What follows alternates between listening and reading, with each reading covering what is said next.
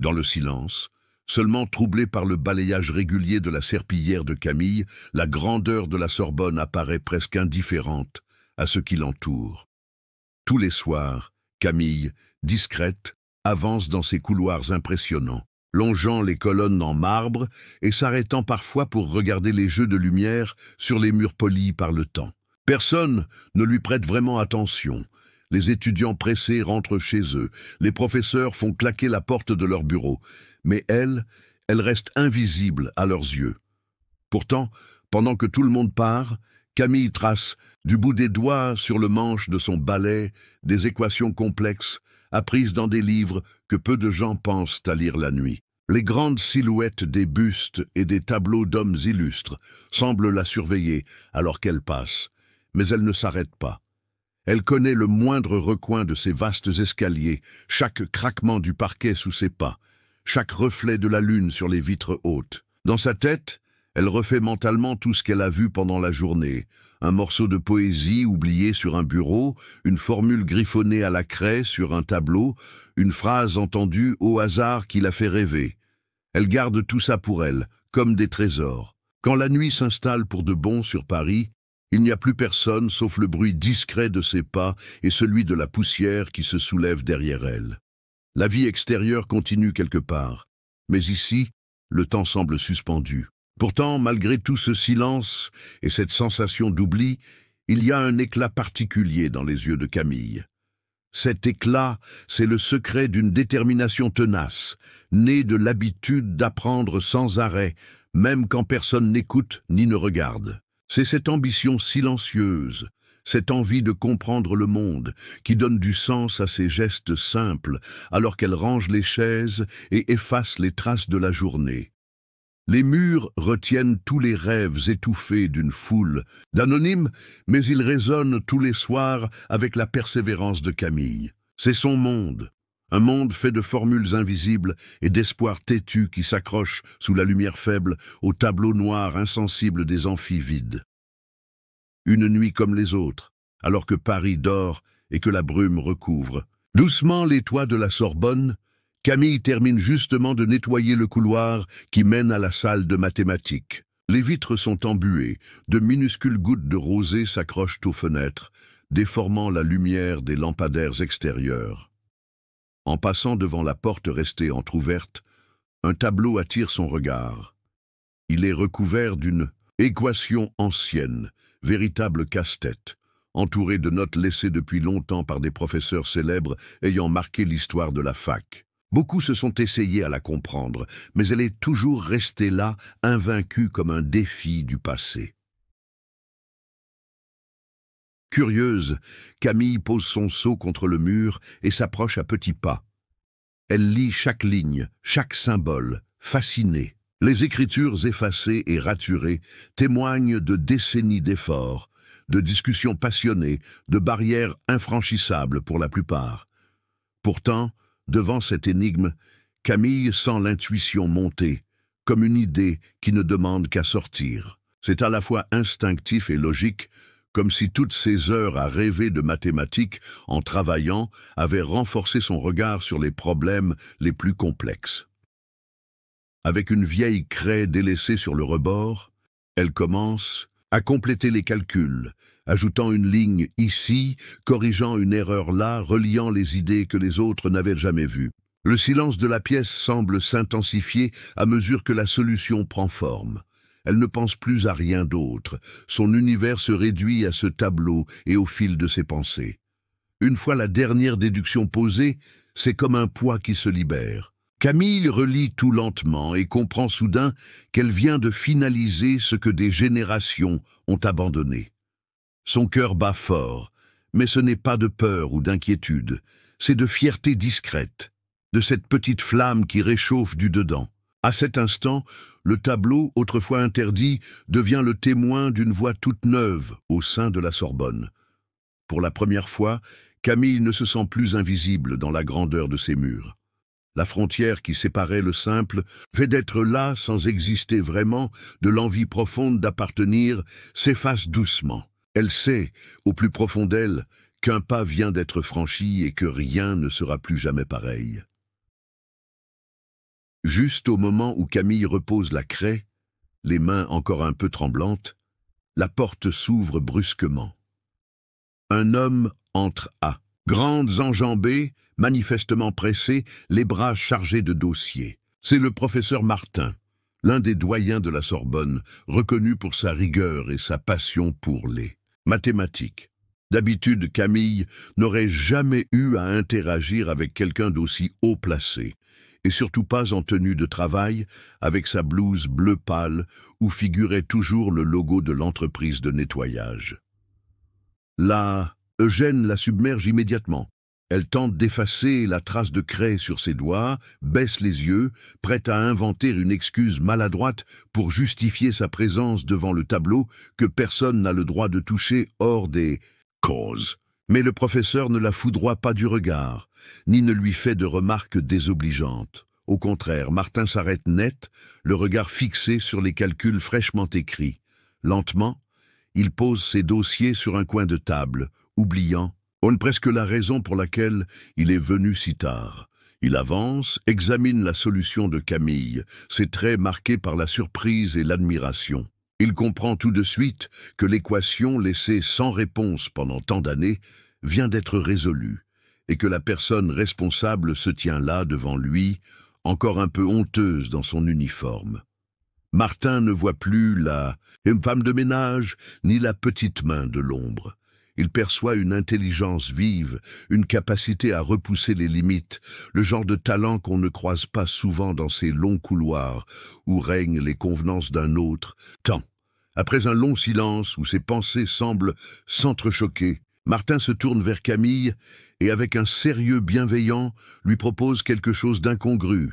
Participer au concours annuel de logique de la Sorbonne, une épreuve légendaire que même les meilleurs étudiants craignent par-dessus tout. Il lui demande d'envisager cette opportunité, convaincu qu'elle a toute sa place dans la lumière, bien loin de l'ombre des soirs de nettoyage.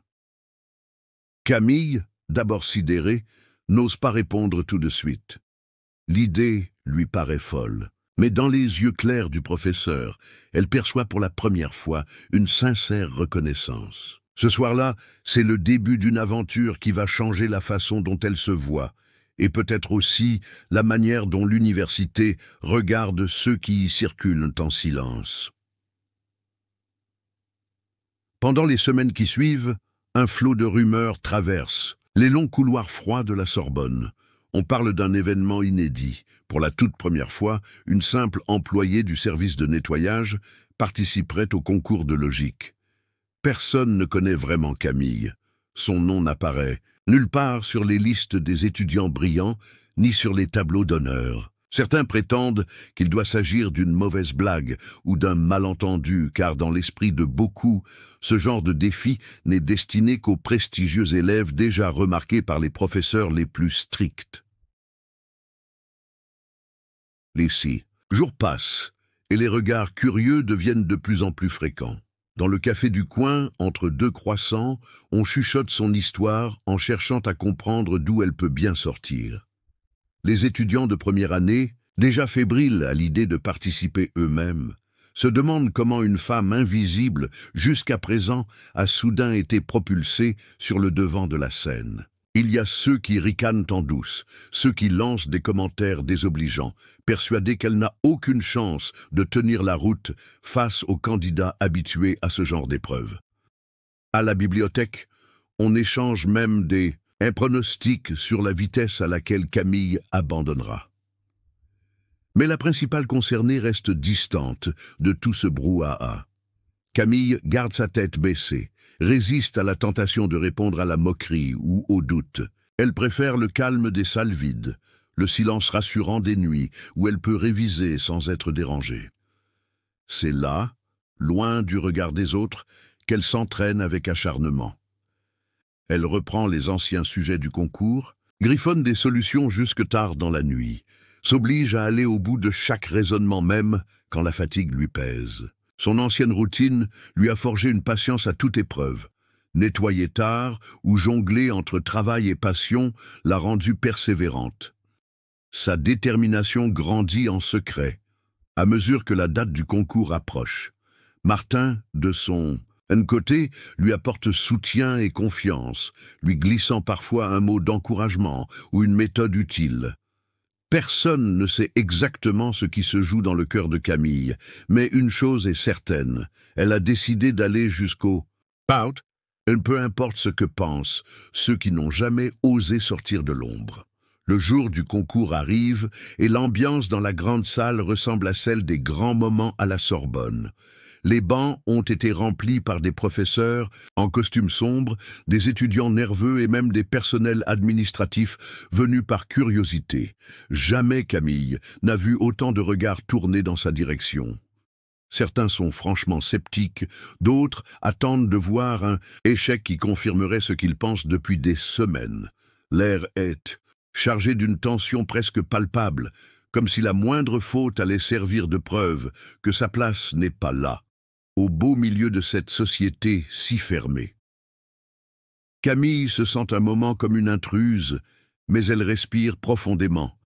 Elle pose ses mains bien à plat sur la table et regarde la feuille devant elle. L'épreuve commence sous la surveillance d'un jury composé de quelques pointures des mathématiques françaises. Le temps s'étire, chaque minute semble plus longue que la précédente. Malgré le chuchotement du public et les soupirs qui montent parfois d'un groupe d'étudiants, elle se concentre uniquement sur les questions posées. Le problème que tout le monde redoute est posé à l'oral. Il s'agit d'une suite logique qui a déjà mis en échec même les finalistes des années précédentes. Camille prend quelques secondes, ferme les yeux et se rappelle les nuits passées à travailler, à se demander si tout ce courage vaut vraiment la peine. Puis, naturellement, les idées se mettent à couler. Sa main trace des schémas, teste des hypothèses, détaille chaque étape à voix haute pour que chacun entende son raisonnement. Mais au lieu d'arrêter à la solution attendue, elle voit une possibilité nouvelle. Elle ose aller plus loin, propose une nouvelle approche, ajoute une idée sur laquelle personne n'avait misé auparavant. Il y a d'abord un silence pesant, et dans la salle, on sent le doute. Est-ce vraiment possible? Plusieurs membres du jury se penchent, relisent ses notes, murmurent entre eux. Une professeure, connue pour sa sévérité, lève enfin les yeux, visiblement troublée par la justesse de son argument. Petit à petit, une sorte d'évidence s'impose. Camille vient de changer la donne. Elle a fait ce qu'aucun génie célèbre de la Sorbonne n'avait osé, ouvrant la porte à une nouvelle manière de penser. Ce moment, personne ne pourra le lui retirer, et tous comprennent qu'après ça, rien ne redeviendra comme avant. Alors que le jury termine de discuter entre eux, un murmure se répand dans la salle, et la tension change de nature. Les regards sont fixés sur Camille, certains admiratifs, d'autres encore remplis de doutes. Parmi la foule, Paul, étudiant de 3e année à la Sorbonne, bien connu pour ses remarques cassantes, décide que le moment est venu de ramener le débat sur un terrain plus ordinaire. D'un ton faussement innocent, il lance assez fort pour être entendu. Bientôt, on demandera aux femmes de ménage de corriger nos copies, vu comment elles savent tout faire. Un rire timide fuse dans son groupe d'amis, mais beaucoup, ils trouvent la remarque lourde. On guette la réaction de Camille. Un instant, le silence s'installe à nouveau, coupant littéralement la salle en deux. Camille, sans broncher, pose son stylo, se retourne avec calme vers Paul et lui lance un défi direct. « Puisque tu sembles si sûr de toi, pourquoi ne pas comparer nos idées sur le prochain problème, ici, devant tout le monde ?» L'audace étonne et personne n'ose bouger. Paul, piqué dans son orgueil, accepte sans hésiter, certain de pouvoir écraser cette intruse devant ses camarades. Le problème est rapidement affiché au tableau par un membre du jury et les deux se lancent dans une démonstration en direct. Les étudiants sortent leur portable et filment, sentant qu'ils assistent à une scène peu commune. Camille, concentrée et sans agressivité, explique chaque étape, détaille ses raisonnements, hésite parfois, mais sait revenir sur le bon chemin. Paul, lui, tente d'éblouir, mais finit par hésiter sur une étape cruciale, se trompe même sur un détail important. La salle ne tarde pas à se rendre compte que Camille ne fait pas qu'égaler son adversaire. Elle propose des arguments solides, simples et clairs. À la fin, le jury donne la victoire à Camille, sans discussion possible, saluant la justesse et la pédagogie de sa démonstration. Un silence lourd de sens se fait, puis peu à peu montent des applaudissements venus de plusieurs coins de la salle. Cette scène, captée sous tous les angles par des téléphones, sera la vidéo la plus partagée entre les étudiants pendant des semaines. L'image de Camille ne sera plus jamais celle de la femme de ménage discrète. C'est désormais celle d'une battante, capable de s'imposer contre la caricature la plus tenace.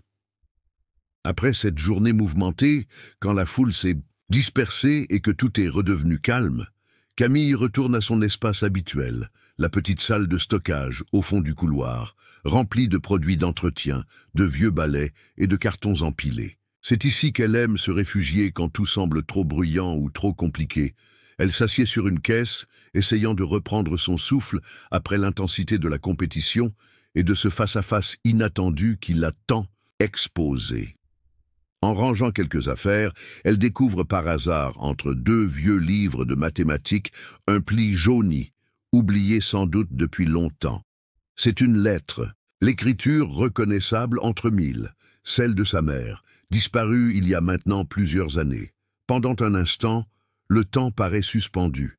Camille déplie doucement le papier, redoutant autant qu'espérant le flot d'émotions, qui va venir en lisant ces phrases perdues d'avance. La lettre est simple, écrite avec des mots du quotidien, mais remplie d'une tendresse presque palpable. Sa mère y parle de courage, de dignité, de la valeur qu'il y a à ne jamais renier ses origines, rappelant que les racines sont un appui, jamais un boulet. Elle évoque quelques souvenirs de leur petite vie à la périphérie de Paris, des sourires partagés après de longues journées, et répète, comme elle l'a souvent fait, que la honte n'a pas sa place quand il s'agit de travail honnête, peu importe ce qu'en pensent les autres. À mesure qu'elle parcourt chaque phrase, Camille se sent réconfortée et plus forte, habitée par une énergie nouvelle. Elle comprend alors que tout ce qu'elle a accompli durant ces dernières semaines ne concerne pas seulement les mathématiques ou sa propre reconnaissance dans les couloirs de la Sorbonne. Ce qu'elle a vécu est bien plus vaste.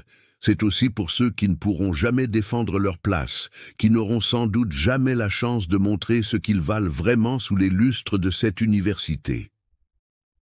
Le visage de sa mère lui revient en tête, doux et fier. Camille essuie une larme et sent pour la première fois vraiment qu'elle n'est ni cachée ni honteuse.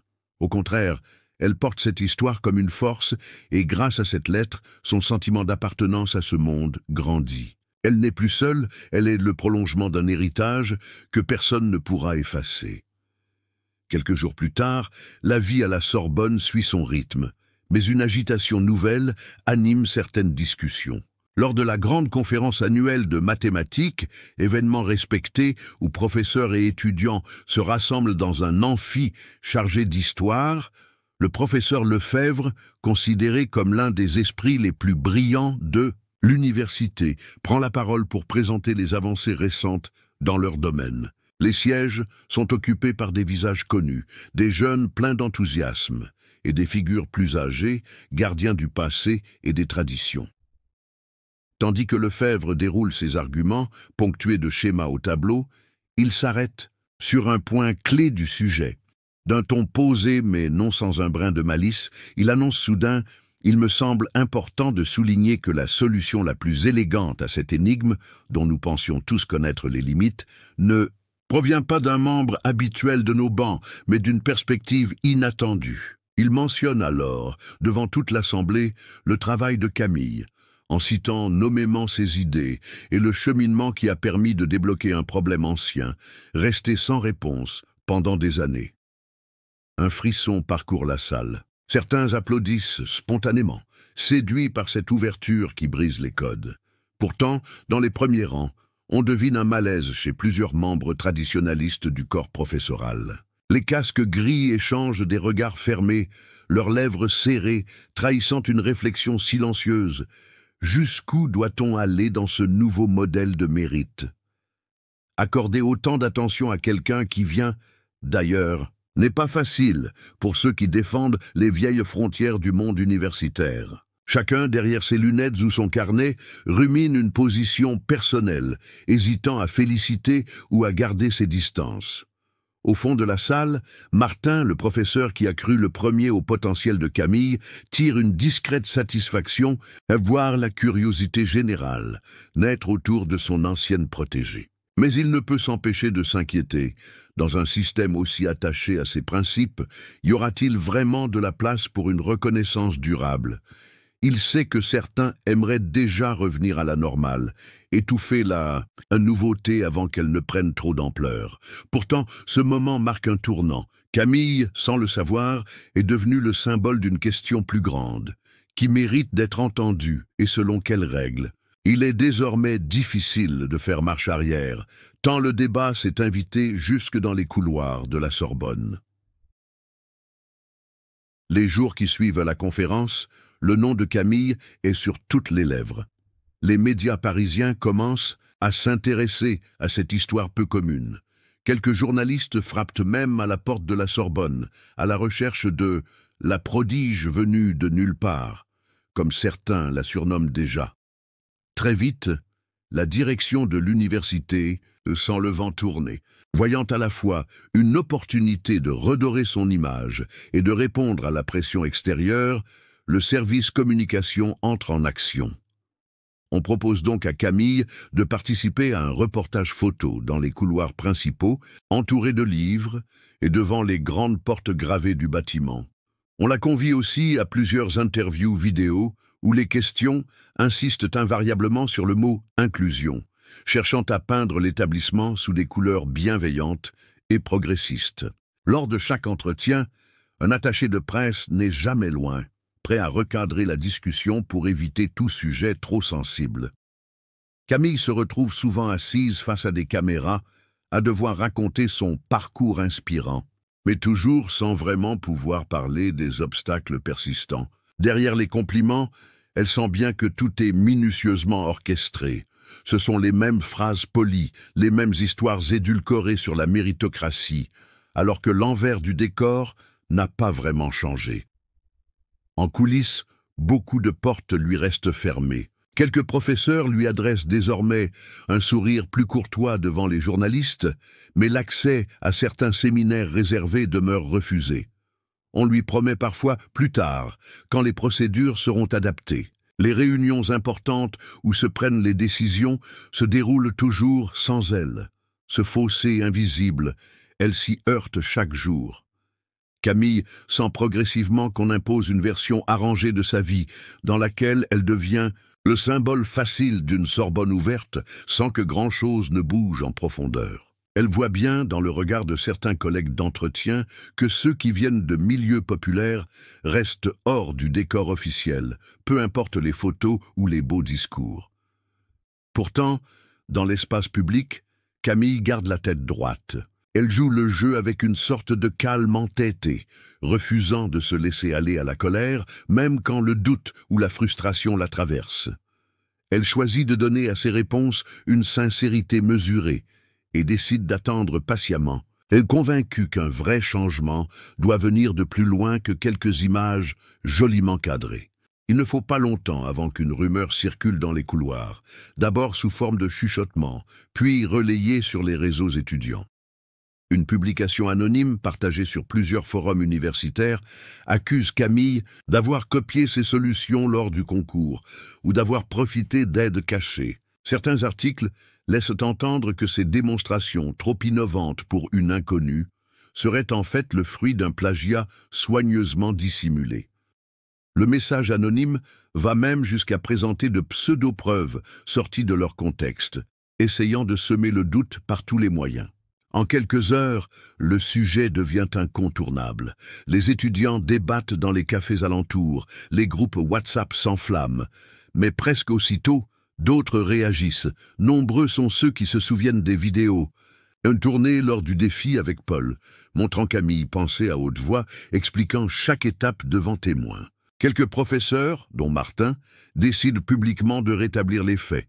Ils produisent des documents et listes de dates montrant le travail acharné de Camille, ses corrections nocturnes, ses idées noircies sur des pages entières avant toute publication. Plusieurs élèves ayant travaillé à la bibliothèque témoignent aussi de son sérieux et de sa présence régulière, tard le soir, dans des salles silencieuses, parfois bien après le départ des autres. Ce déferlement de soutien surprend plus d'un membre du corps professoral. La tentative de ternir la réputation de Camille produit l'effet contraire de celui escompté. Les étudiants issus de milieux modestes, assistants d'entretien ou simples employés de l'université, reconnaissent dans cette attaque un schéma trop classique, celui où dès qu'une personne sort du rang, on tente de la ramener à sa place. Une indignation inédite s'exprime lors des pauses. Les mots circulent dans les couloirs et peu à peu, une forme de solidarité s'organise. Quelques étudiantes décident de créer un collectif pour dénoncer ces pratiques, tandis que d'autres lancent une pétition réclamant plus de transparence et d'équité dans la reconnaissance du mérite. Même ceux qui ne connaissaient Camille que de vue prennent position, refusant que l'université soit le théâtre de vieilles injustices.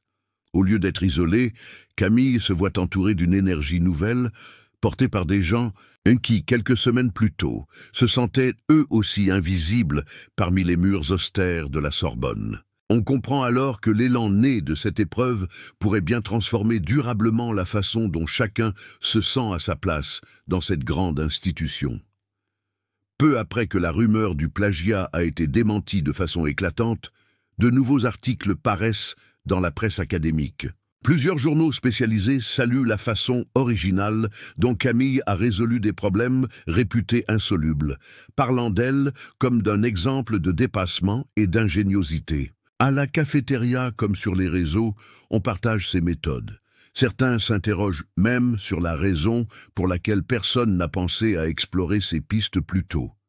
Mais, alors que la reconnaissance s'étend, un vieux professeur, Monsieur Gérard, connu pour être un pilier du conseil scientifique de la Sorbonne, intervient lors d'une table ronde sur l'ouverture des concours. Sa remarque tombe sans détour. Les talents qui viennent sans le bon pédigré devraient se contenter de leur place. Sinon, tout l'édifice vacille. Cette phrase résonne violemment aux oreilles de Camille. Elle se rend compte, à ce moment-là, que le mépris institutionnel n'a pas disparu, peu importe la couverture médiatique ou l'agitation sur Internet. Elle ressent la gifle du refus dans tout son corps, une frustration implacable qu'aucun succès personnel ne suffit à dissiper. Depuis la première fois où elle a mis les pieds à la Sorbonne, elle pensait qu'un jour, le mérite ouvrirait toutes les portes. Elle voit soudain que pour certains, certaines portes devraient toujours rester fermées. Pourtant, loin des projecteurs et des salles de conférence, Camille retrouve un coin d'air frais parmi ceux qui n'en attendent. Ni applaudissements ni statues. Il y a un petit groupe d'étudiants et d'étudiantes, rejetés ou incompris par la grande culture universitaire, des primo-arrivants, des autodidactes, quelques personnes employées à l'entretien, que le système oublie volontiers. Ils se réunissent le soir, autour d'une même table de la bibliothèque, parfois avec du thé apporté de chez eux, ou un paquet de biscuits partagés. Dans ce cercle soudé, Camille se sent accueillie, loin des regards pesants et des mots blessants. On discute franchement, on ose rire de ce qui fait peur ou mal, et surtout, on s'écoute. Elle découvre que chaque personne a sa propre histoire de rejet, parfois plus discrète, parfois semblable à la sienne. C'est là, dans ce petit groupe, qu'elle recharge son courage.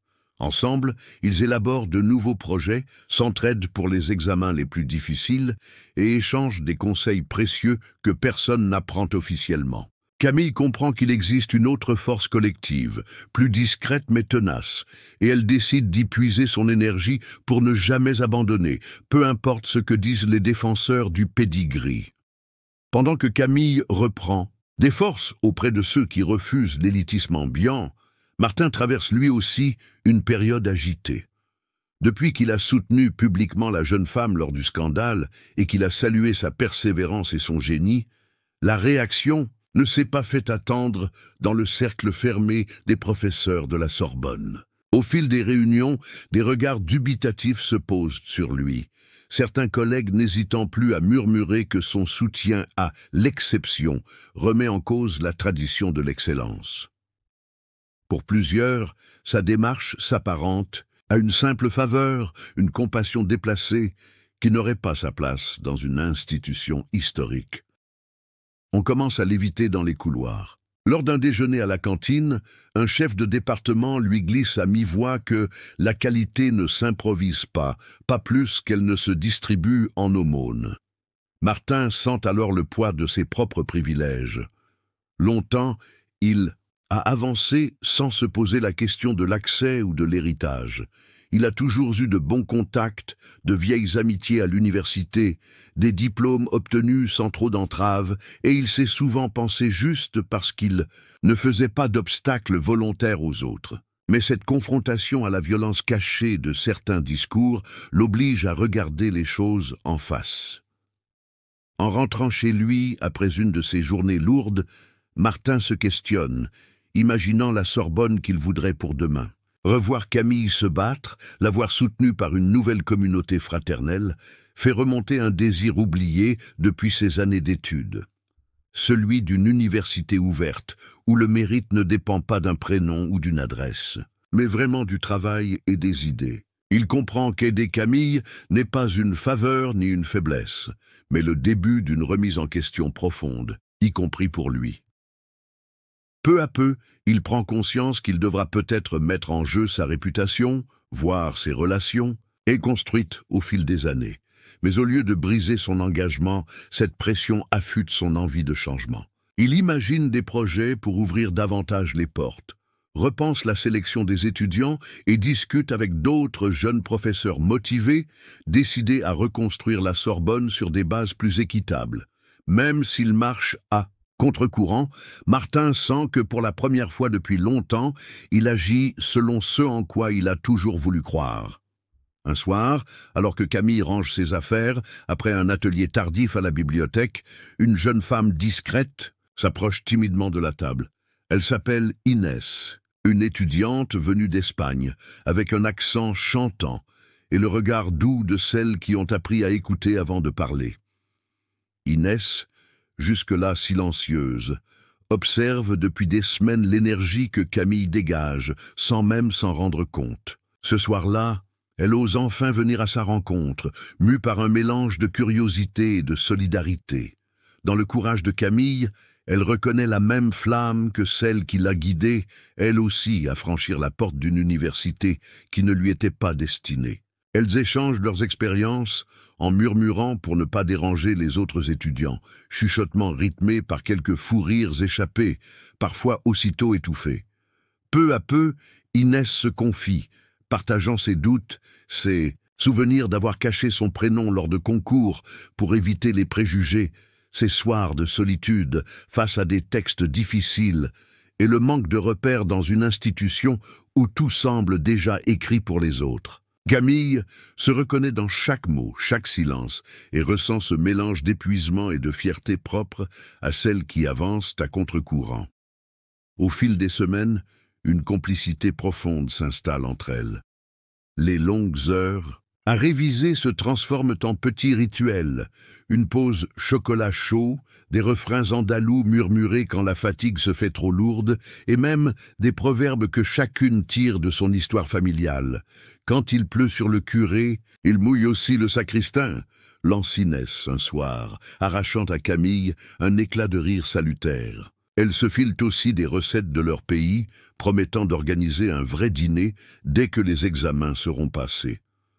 L'exclusion qui les a longtemps isolés devient, dans leur cercle, le point de départ d'une amitié simple mais solide, renforcée par la conscience d'appartenir à des mondes que l'on comprend mieux à deux. Ensemble, les regards des autres semblent moins lourds, les remarques blessantes plus faciles à encaisser. Dans cette petite sororité improvisée, Camille et Inès puisent l'élan nécessaire pour continuer, persuadées qu'à force d'être unies, elles peuvent transformer la fatigue en force et l'espoir en quelque chose de concret, jour après jour, au cœur de Paris. Le printemps touche à sa fin lorsque Camille reçoit, sans vraiment s'y attendre, un courrier au cachet prestigieux. Il s'agit d'une offre inespérée. La Fondation Saint-Germain, l'une des institutions les plus reconnues de France, propose une bourse colossale réservée chaque année aux profils considérés exceptionnels. Même les professeurs les plus installés chuchotent sur l'enveloppe, impressionnés par la rareté du geste. Pourtant, en lisant les détails, Camille sent un froid lui glacer le dos. Derrière les flatteries sur ces résultats hors du commun, se dissimule une condition. Il est demandé gentiment mais clairement que toute communication officielle mette de côté son histoire particulière, ses origines, ainsi que le chemin difficile parcouru pour arriver où elle est. L'intention est à peine camouflée. La Fondation veut faire d'elle une vitrine de réussite pure, une figure dont on pourrait effacer les premiers chapitres pour mieux illustrer la méritocratie fantasmée de l'élite. Camille relit plusieurs fois la lettre, pesant chaque mot. La somme évoquée, qui pourrait changer sa vie et celle de sa famille, donne presque le vertige. On parle de 100 000 € pour chaque année jusqu'à la fin de son cursus, avec des stages garantis à l'étranger et des portes ouvertes dans de grandes entreprises françaises. Posée derrière sa petite fenêtre, elle regarde la rue plongée dans le noir, n'entendant que le vent qui claque contre les volets et la rumeur lointaine des sirènes de Paris. Inès, prise par les examens, n'est pas là ce soir-là. Camille se retrouve alors seule avec ses pensées. Tout refuser, ce serait tourner le dos à une occasion qui ne reviendrait jamais. Accepter, ce serait accepter l'effacement de ce qui fait d'elle ce qu'elle est. Elle revoit soudain sa mère, le tablier noué autour de la taille, la cuisine minuscule où flottait chaque matin la bonne odeur d'un café serré. Elle pense à toutes ces années où elle a dû justifier sa place, corriger les regards ou baisser la tête, aux soirées passées à consoler Inès ou à sourire aux blagues maladroites sur l'ascenseur social. La nuit s'étire, ponctuée de souvenirs doux amers et d'un dilemme qui semble trop grand pour la fille de banlieue qu'elle a été. Entre le silence de l'appartement et le souffle du vent, Camille comprend que le choix à faire dépasse largement sa propre trajectoire. Le lendemain, Camille arrive à la Sorbonne avec l'air songeux de quelqu'un qui a peu dormi. Elle sait que la réunion prévue avec le Conseil des doyens, ainsi que la présence de responsables de la Fondation Saint-Germain et de plusieurs professeurs seniors, va être décisive. Les murs du grand amphithéâtre sont froids, le marbre résonne sous les pas. Nerveux, et dans l'air flotte un mélange d'attente et de méfiance. Tout le monde semble comprendre qu'il va se passer quelque chose d'inhabituel. Lorsque vient son tour de parler, Camille sent sa gorge se serrer, mais n'hésite pas cette fois. Sa voix tremble un instant puis se tient droite. Elle expose calmement sa décision. Refuser la bourse si le prix à payer est de masquer son parcours, son identité et les obstacles franchis. Elle explique qu'accepter ces conditions reviendrait à devenir un simple produit du système, un exemple déshumanisé du miracle méritocratique, alors que toute sa force, elle l'attire justement de ce qui fait son histoire. Les remerciements convenus laissent vite place au silence, brisé par quelques murmures surpris. L'effet est immédiat. Les membres du Conseil, peu habitués à un refus aussi franc, se divisent ouvertement. Certains parlent d'ingratitude, d'autres suspectent une manœuvre pour attirer l'attention médiatique, mais un petit groupe de professeurs et d'élèves retiennent surtout le courage de cette prise de parole. Parmi eux, Inès, qui, dans le public, ne peut s'empêcher de sourire fièrement. Très vite, la nouvelle se répand dans les couloirs et sur les réseaux internes.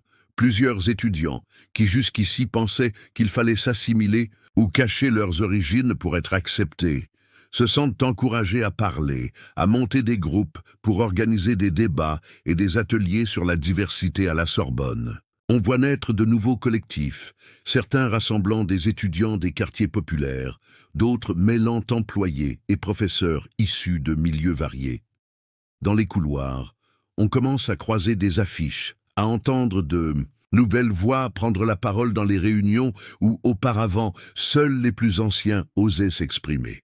Camille, elle, n'a pas tout à fait mesuré l'onde de choc provoquée. Son choix divise, dérange, mais surtout donne du souffle à celles et ceux qui attendaient depuis longtemps un prétexte pour réclamer leur place sans avoir à gommer ce qu'ils sont. Rapidement, le récit du refus de Camille circule partout. Les réseaux sociaux de la Sorbonne s'enflamment. Des étudiants partagent la vidéo de son intervention. Et en à peine 24 heures, elle reçoit des dizaines de messages de personnes qu'elle ne connaît même pas. Certains viennent la trouver dans les couloirs, parfois hésitant au début, à la recherche de conseils ou simplement d'une oreille attentive. Beaucoup expliquent qu'ils n'avaient jamais imaginé qu'il fût possible de dire non à d'aussi puissant, encore moins publiquement, surtout quand tant de choses semblent dépendre d'une seule décision. Camille écoute, rassure, explique que le choix n'a rien de facile, que la peur de décevoir ou de perdre des opportunités ne disparaît jamais vraiment. Son nom devient peu à peu un point de ralliement. On cite souvent l'affaire Camille, dans les échanges entre étudiants qui jusque-là n'osaient pas parler de discrimination ou d'autocensure. Des jeunes, issus de milieux populaires, mais aussi ceux venus d'autres régions de France ou de pays différents, prennent la parole, parfois pour la première fois. Ils disent leur envie de prendre une vraie place dans cette université mythique. Mais Camille découvre aussi l'envers de la médaille. Très vite, quelques anciens camarades commencent à se montrer plus froids. On change de table au restaurant universitaire, on laisse des conversations en suspens quand elles arrivent. Certains, qui affichaient auparavant un soutien discret, effacent sa présence sur les réseaux ou se montrent prudents lors des débats. D'autres, au contraire, lui témoignent une réelle affection, osant l'inclure pour de bon dans leur groupe de travail ou partager leurs propres maladresses et doutes. Parfois, elle surprend un commentaire acide posté sur un forum étudiant. Pourquoi jouer à la rebelle? Elle n'avait qu'à saisir sa chance.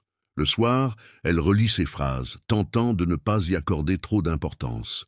Pourtant, elle sent qu'à chaque victoire, il y a aussi une perte invisible, les amitiés qui se détachent, la confiance qui se fissure doucement avec ceux qui ne veulent pas voir l'ordre des choses bousculé.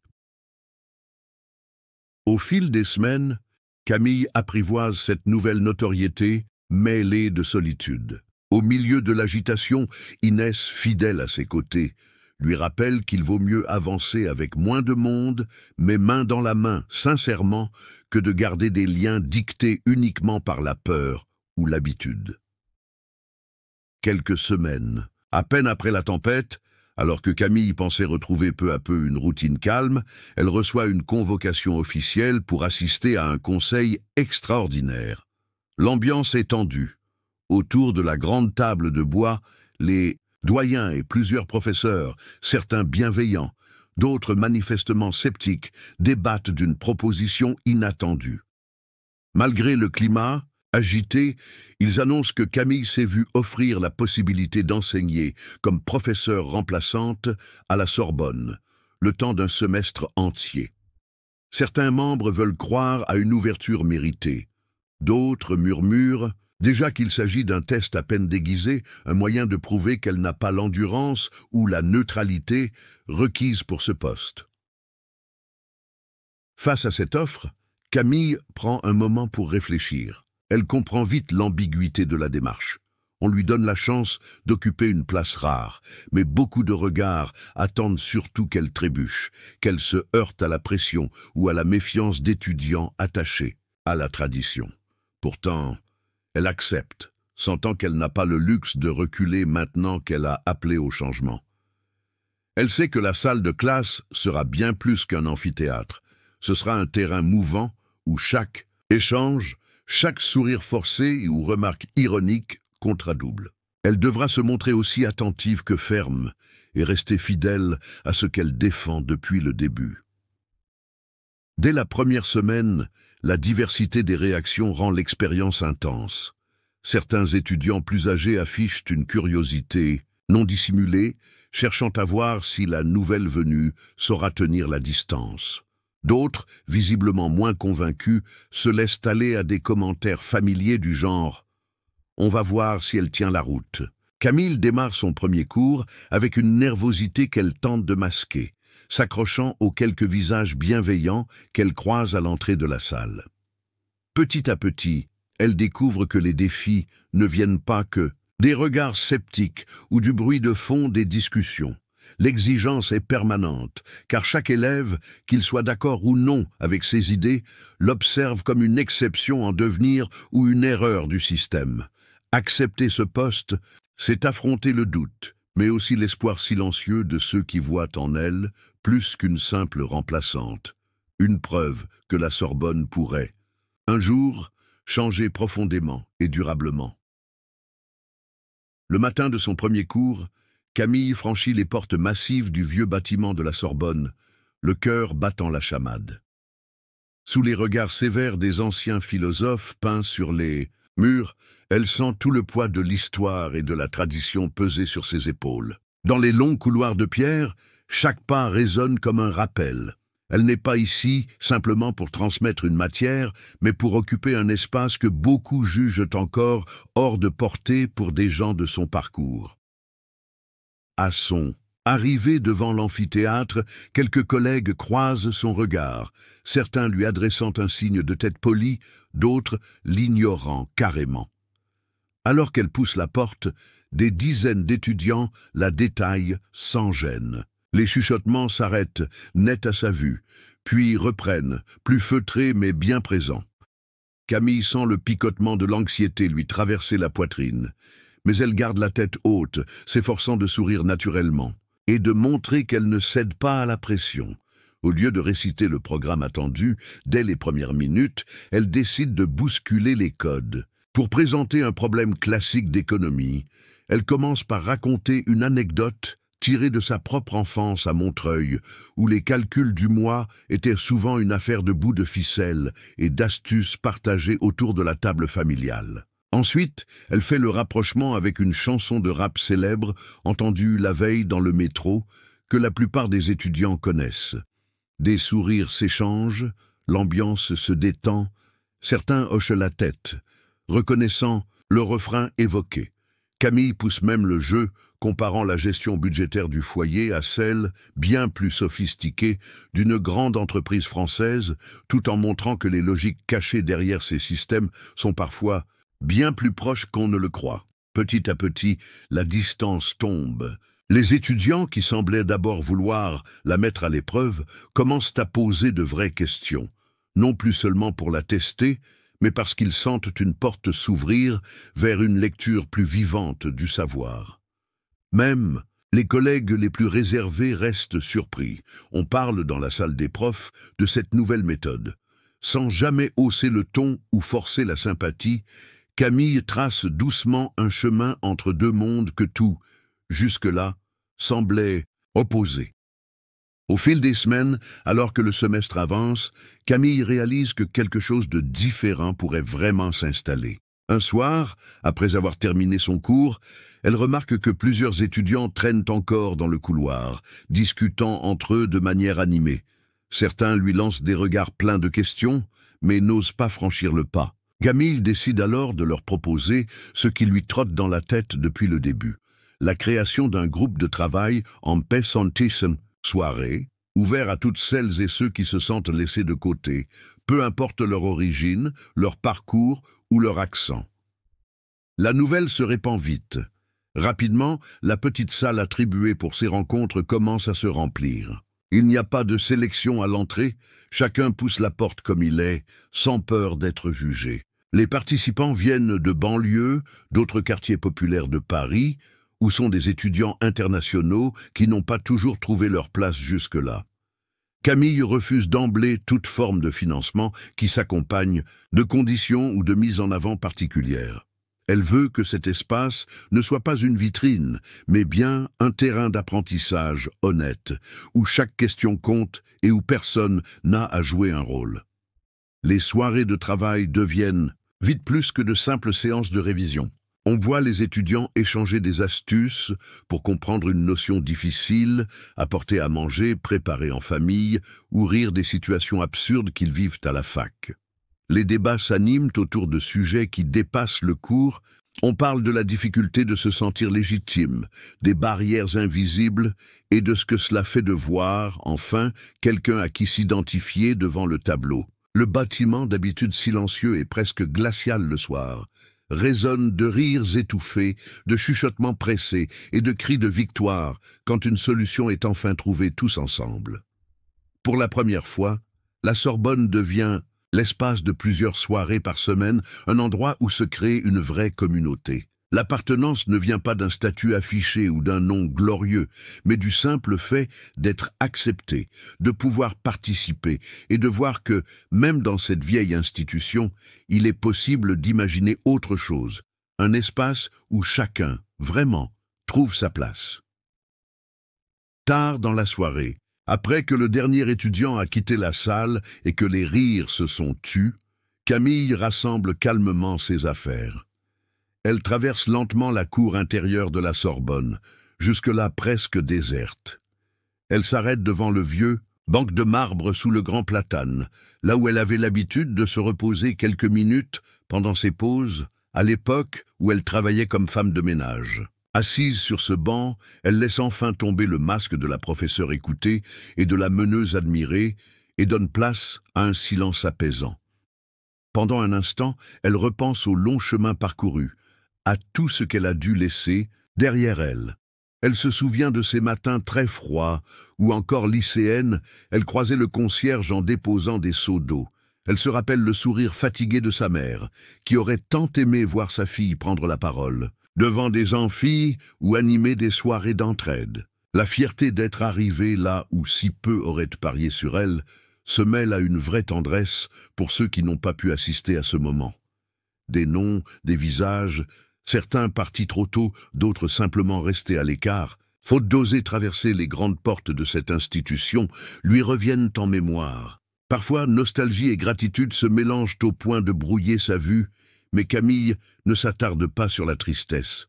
Elle sent, au fond, que chaque pas accompli vaut tout ce qu'elle a perdu ou dû surmonter. La pierre froide du banc semble moins dure ce soir. Camille passe la main sur le dossier, repensant à tout ce que ces lieux lui ont imposé, mais aussi à tout ce qu'ils lui permettent aujourd'hui d'apporter. Le sol sur lequel elle lavait jadis les traces de pas, la reconnaît désormais comme celle qui ouvre d'autres horizons pour les jeunes qui viendront. La peur d'être illégitime n'a plus tout à fait la même force. Elle se sent véritablement à sa place, non pas parce qu'on la lui a donnée, mais parce qu'elle l'a façonnée, contre vents et marées. En retrouvant son sourire, Camille se relève avec une énergie tranquille.